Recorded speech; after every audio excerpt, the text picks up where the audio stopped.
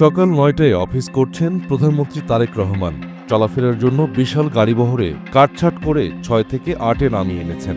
ঘোষণা দিয়েছেন প্রয়োজন না হলে সরকারি গাড়ি কিংবা জ্বালানি ব্যবহার করবেন না।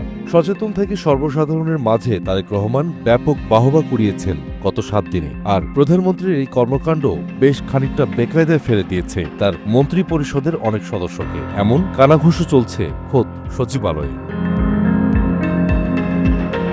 তারেক রহমানের একের পর এক সিদ্ধান্ত প্রচলিত রাজনৈতিক ধারাকে যেমন চ্যালেঞ্জ ছুড়ে দিচ্ছে, তেমনি নিজের ক্যাবিনেটের মন্ত্রীদেরও বড় ধরনের চ্যালেঞ্জের মধ্যে ফেলে দিয়েছে। সচিবালয়ে এখন সবচেয়ে আলোচিত শব্দ হল ১৮০ দিন।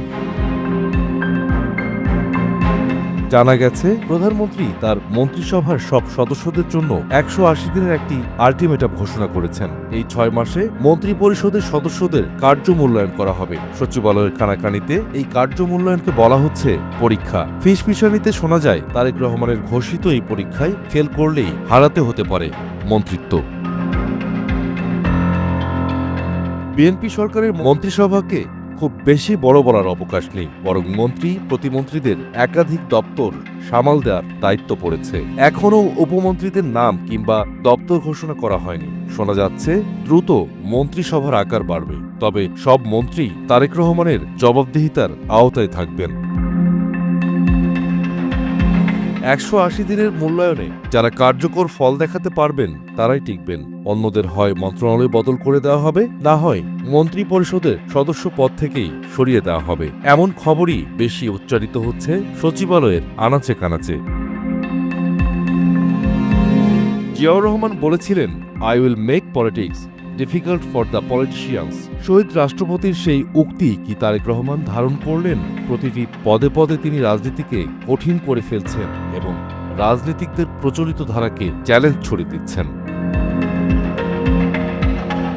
সদ্য সমাপ্ত নির্বাচনে বিশাল সফলতা নিয়েও পরাজিত রাজনৈতিক দলগুলোর সমালোচনার বদলে জানালেন শুভেচ্ছা।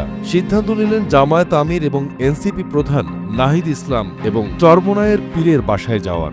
বাংলাদেশের রাজনীতিতে এমন সৌন্দর্য আগে কখনো দেখা গেছে বলে নিশ্চিত বলতে পারছেন না কেউই। আর তারেক রহমানের এই উল্টোধারার রাজনীতিতে মুগ্ধ হচ্ছেন প্রধানমন্ত্রীর কট্টর সমালোচকরাও।